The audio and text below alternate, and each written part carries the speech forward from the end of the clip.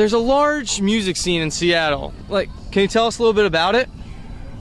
Yeah, it's very diverse, and it has a long-running history. I guess it would start with the fact that a lot of bands used to skip Seattle touring because it's really far out of the way, and also if you're a band in Seattle and you're trying to tour, like you got Portland there, but your next stop, San Francisco, is 14 hours. It's not like over here on the East Coast where you got a town every hour or 30 minutes. So I think bands just started to say, well, everyone else, let's start on our own and get that going. And then, of course, there was the big Seattle explosion, and then, which I was fortunate enough to witness as a young man. I saw first show I saw that was a local show was Alice in Chains and Mother Love Bone when I was like 13 or something at a Kent Skate King. Maybe there was 80 people there, but I knew that the bands were better than the bands that the radio was giving me, you know. Yeah. And then, but then Seattle had a hangover from the overexposure of that for a while, so it took bands kind of had to, you know, there's a lot of people that moved to Seattle and thought if I sound like those bands, then I'll, you know, gonna get a deal or something. So bands kind of like started carving out different kind of sounds and stuff, and then how you end up with your Death Cab for Cuties and your Fleet Foxes, and you know, but starting to get kind of rock oriented again lately. So so Seattle has been a big influence on you? Oh yeah, I mean you can't grow up in Seattle and not. Well, I don't know if you can grow up anywhere in the world and like rock music and have not been influenced by, you know, Pearl Jam and Alice in Chains, and Soundgarden definitely made their mark. And I think the way harmonies or sound on active rock radio will never be the same after Alice in Chains for sure, you know. And then the spirit of those bands or whatever, so it's like that had a huge influence. But also being there, and you know, it's like they're, you know, you got a box with a bicycle in it, you know what I'm saying? Some people learn by reading the instructions, and then they put it together. Some people will just start putting it together. Other people see someone else put it together, and that's how they learn to put it together. And so, I mean, I definitely, from the Seattle bands, kind of taught me that it was possible to, you know, write your own songs, and you didn't need some huge producer or whatever to make your record. So it's like, you know, and the spirit of like, you know, do it for the love of music, not, you know. Yeah. I learned a lot of that from them, watching them play. So, a lot of your members come from, well, success, a lot of success. Yeah. How? Well, thanks. How'd you all meet? Like, how'd you decide that when you all got together that these are the people I want to be bandmates with? Like, these are my bros. Well, I've known Ben for a long time. We used to frequent when the grunge years were going on. Those were like a lot of, you know, dudes with goatees and chicks with body hair, and so me and Ben skipped that, and we went to the clubs where girls wore patent leather and had bullwhips, and guys wore zipped up leather masks and had cigarettes put out on their back. So we kind of met in that kind of scene at the time, and so I've known him for a really long time, and then I met Duff. Actually had come and watch a band that I was in at the time and had been to a few shows, and he invited me to try out for the Velvet Revolver thing. And so I went down there, but I didn't do the TV show and all that because I didn't want my claim to fame being the guy that didn't make it into their band. But through doing that, you know, I kept all the secrets till recently, and I never told anybody really until he started telling people recently. And so I think that he knew that he could trust me, and when you're a guy that's lived through the shitstorm that he's lived through, it's kind of nice to have people that you can trust, you know? Yeah. So we stayed friends for a good decade, and then again, I played another show, and Barrett Martin was in one of the other bands, and he saw me play, and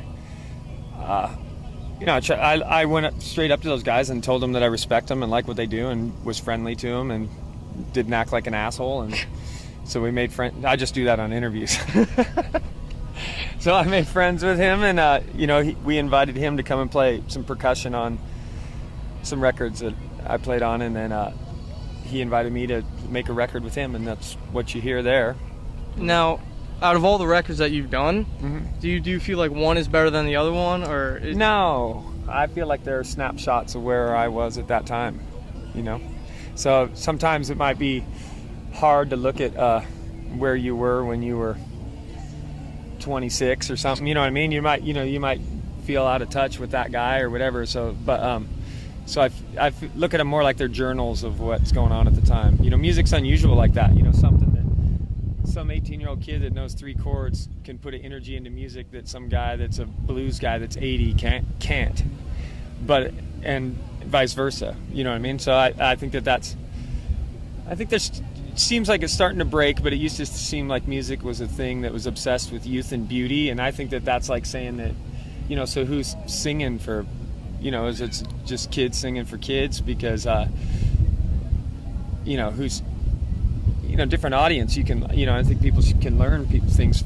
Like I was talking about, Alice in Chains and Soundgarden, those guys were definitely older than me, but I was learning from them as well as I still, and then later I would learn from John Lee Hooker, who never made a record till he was 33, or Howlin' Wolf, who never recorded till he was 41, and all this rock and roll thing comes from those guys anyways. So, you know, that's like, that would be kind of like forgetting the source if they thought it was something that was invented in a teenager's bedroom, because it's not, you know. So all this music is more biographical than it is albums. It's just all about, it's just how you are and how you want to be.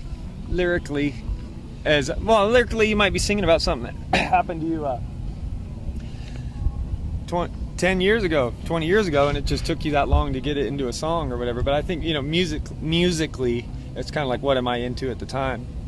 And then I have ADD or something. I mean, I don't think I really do, but I get bored hearing the same sound over and over, and that would be my biggest pet peeve about music, is that if things become too homogenized, it's not creative. So I mean, I think people should listen to everything, you know. On the bus we'll listen to Willie Dixon to Willie Nelson, from, you know, Black Sabbath to Black Rebel Motorcycle Club, you know what I mean? So it's like, which go to all these extremes, you know, from like you know, Charles Mingus to, I was going to say to Charles Mingus and Charles Manson, but no, we don't actually do that, you know, but we'll take it. You know, I think that I would get bored if everything had to be detuned, hard scream rock all the time. But then if I had to listen to, you know, Peter, Paul and Mary, I'd be dying for some Pantera, you know what I mean? In the P's. Now we're in the P's now. So you listed all these guys. Who do you think, solely above like everyone else, is your one influence that has made you you? Man, that's hard to say. Well, I think that I can't be defined as by one person, you know what I mean? I could say that I had a story with the Tom Waits thing.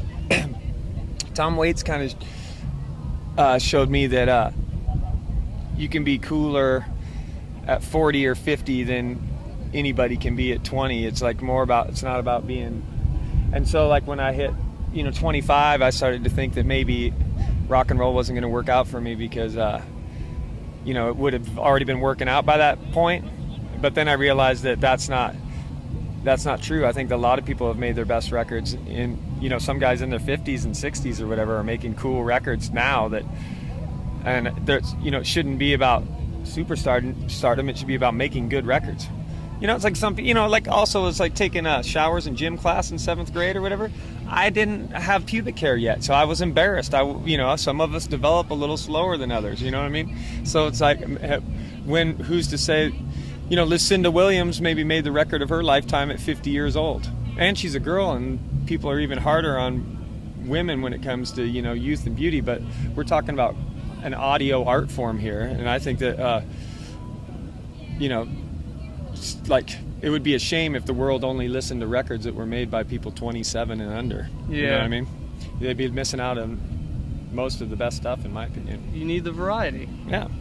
Yeah, you gotta have, it should be an open communication. You know, it's like, it's all about free, you know, rock and roll's about freedom. It's not very free to, you know, kind of, what's the word for that? To like segregate who can make records and who can't, or, you know, whatnot. Yeah, like distributed, and it's like, you can only make this, you can only make that. You all can make anything. Yeah, and at the opposite way, you know, there's some kid you can watch on YouTube playing Eruption by Eddie Van Halen with one hand, you know, that's 12 years old. So it's like, it really goes both ways. It's not to say that you have to be this old or this young. It's like, it should be a free-for-all. All shapes and sizes. Free-for-all, that's what I'm saying. So, what do you expect for the future? Now, you just started. Now, as a band, where do you expect to be from here in 10 years or so from now? You know, it's interesting because expectations lead to disappointment, Tim. You know what I mean? Like, it's true. Like, so it's like, I think that's an important thing to like remember, because there's all sorts of things that I do. I would love to see happen, but if I spend too much time focusing on that instead of just focusing on songs, then I'm gonna be bummed out.